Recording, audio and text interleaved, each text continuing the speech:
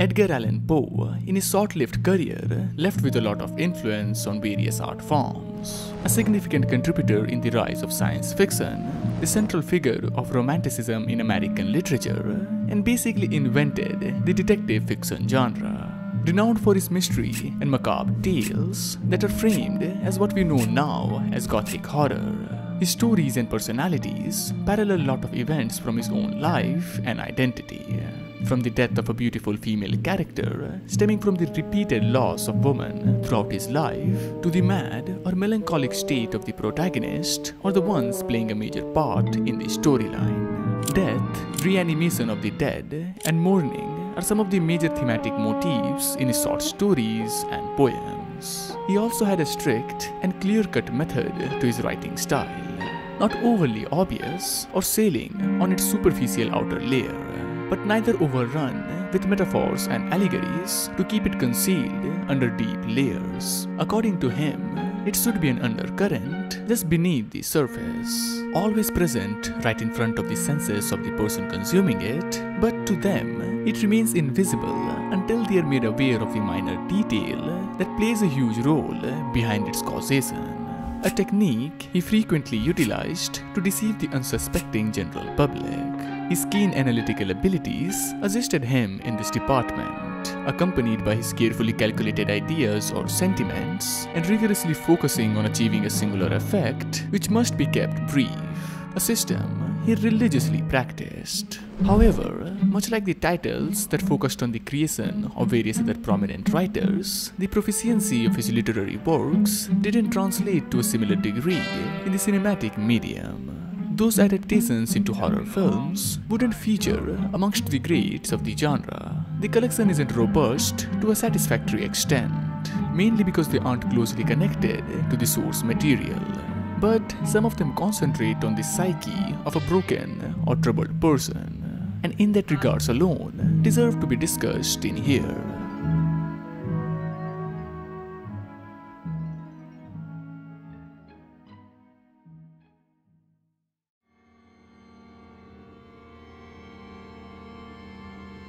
Right from the opening scenes, we're stranded in front of a forbidding-looking castle situated on the edge of a cliff, with a man who has traveled from a faraway place to inquire and investigate the mysterious death of his sister.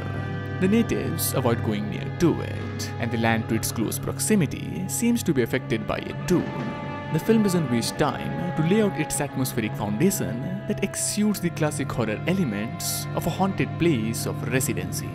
Unwelcome to the arrival of any visitor, not only from its decomposing appearance, but the castle dwellers treat the curious guest with a cold reception, an abasement that is locking up an unspeakable secrecy of the odd and enigmatic family, inhabiting in a mystifying palace that seems to have a drastic impact on them, both psychologically and physiologically. The descendants are said to be damned by the horrors that the castle holds inside, and that took the life of our protagonist's sister, starting out as a fascination that ended up as an obsession towards the devices that once inflicted unimaginable pain to thousands of people till they met their demise. And all of it is retold through vibrant and dreamy flashback sequences, accentuating the already brilliant and stylish physical features of the film with its rich set design and plus costumes. The film does an excellent job at concocting a harmonious combination between the supernatural and the expressions of an unconscious mind unaware of the reality. Elizabeth might have passed away, but her presence in some way or form continues to haunt Nicholas, who blames himself for the manner in which she died. His own mental state sabotaging him, or someone else using it against him, taking advantage of his childhood trauma where he witnessed his mother being tortured and buried alive by his father, an act he thinks he has accidentally emulated.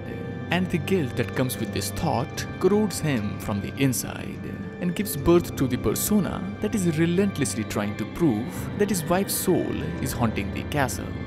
The film juggles between two possibilities. Either he's simply punishing himself, or the remaining residents are pushing him to insanity. However, the truth lies right in the middle of them. Identical to the predicament of his father, his wife fabricated her death along with the doctor so their romance can blossom. Infidelity between his lover and a close friend or family member. The cursed cycle doesn't end here, as Nicholas, in the state of hysteria and mental breakdown, begins to believe that he is his own father, killing the doctor and torments his wife in an Iron Maiden where she is left to be buried alive. The past and the present collide in a catastrophic manner. But judging from the roaring noises that was heard coming from the cellar in the beginning, Nicholas was never successful in distancing himself from that section of his mind which was tainted in the past.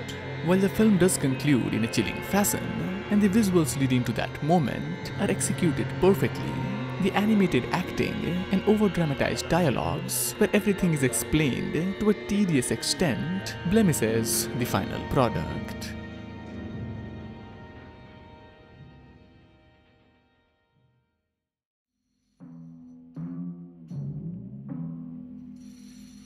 In here, there are some minor adjustments in the setting, but the atmospheric value is still intact. And rather than featuring a melancholic main character, we are offered a tyrannical and sadistic prince terrorizing a plague-ridden peasantry. The Red Death invaded the village after it was prophesied by a red-cloaked figure.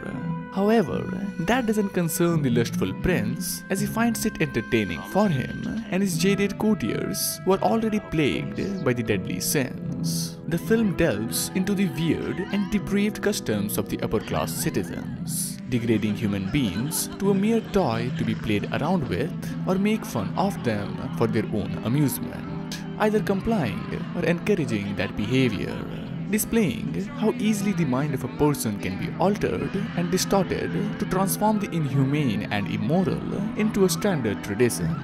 Interestingly, it also comments on the hypocrisy of religious faith that preaches love and hope while committing atrocious acts in the name of God, whereas Satanism doesn't veil itself under the facade of being ethical. It openly promotes the agents of death and destruction and the desires of human flesh and mind. A cult that corrupts and controls individuals by taking away their freedom to act in accordance to their morals and are forced to obey the orders of their master, all of it being demonstrated in a metaphorical and direct sense. However, the range of this power of his isn't limited to the poor peasants, as we are shown a distant ruler begging before him, so is allowed to take shelter under a stronghold that will withstand the invading affliction, helplessly offering the full control of his wife to him, only to get hit with the statement that he has already slept with her. Lust is a recurring occurrence in the film.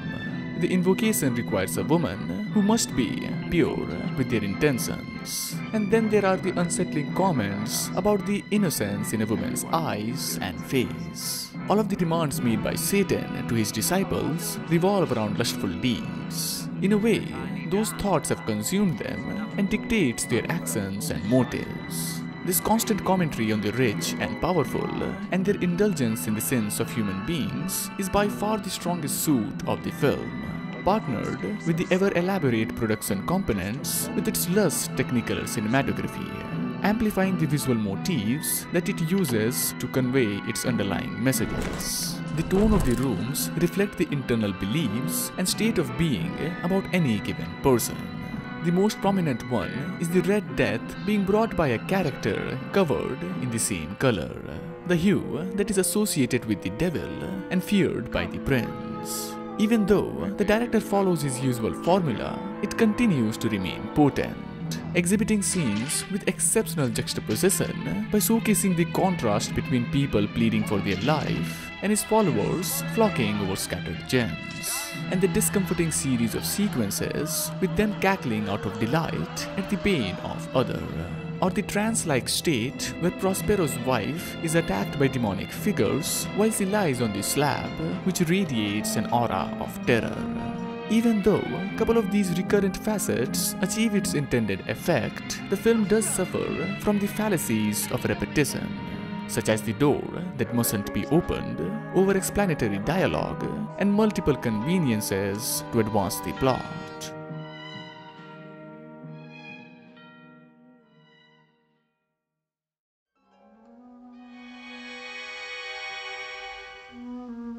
House of Usher shares loads of visual and thematic traits with the pit and the pendulum. The rotten woodland, a strange-looking mansion, a man visiting to inspect about their loved one, and them receiving lukewarm response from the occupants. The mystery value is exercised in a similar manner too.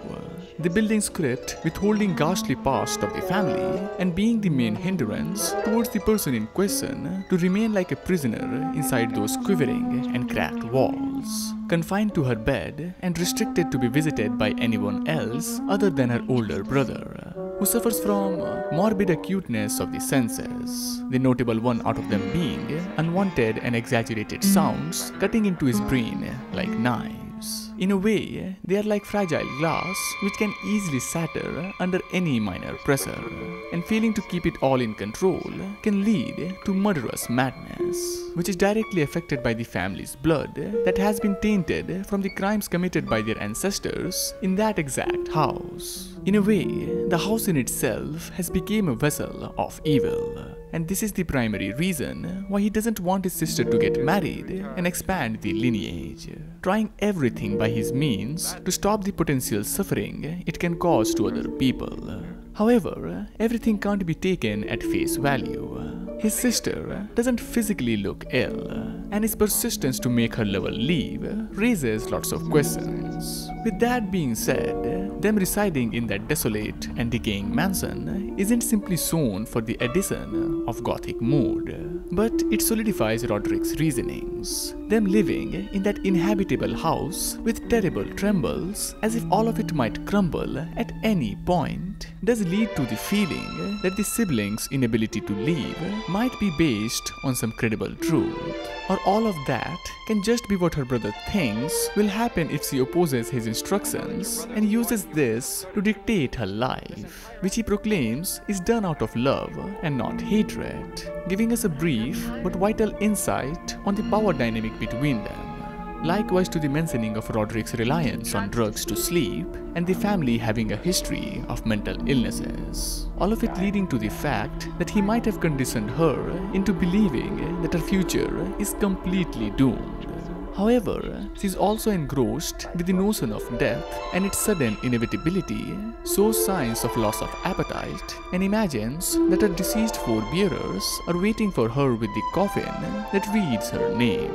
And according to her brother, their early death is the only way they can pay the price for the wicked activities performed by their bloodline in that place. This willingness and lack of care about being killed further proves the delusion that he might be suffering from. Yes, his sister does become deranged, but that might have happened because she was buried alive by her own brother. Hence, she is enraged towards him and targets him out of all the people. And then comes the notes of increased strength and her unreal rage. This perpetual shuffling between the supernatural and psychological is what makes this film one of the best works in Corman's catalogue. The land getting contaminated by the plague of evil that crept into that location when the house was brought there, being presented in a way that isn't entirely otherworldly, but the sort of depravity that is rampant amongst humans, which has the ability to spread, penetrate, and infest everything in its surrounding, yields the film with an intrinsic potential to be explored in a deeper level.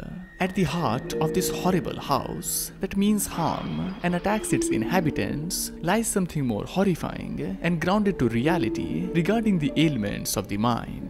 And this is what makes House of Usher, even with all those formulaic aspects, an underrated psychological masterpiece.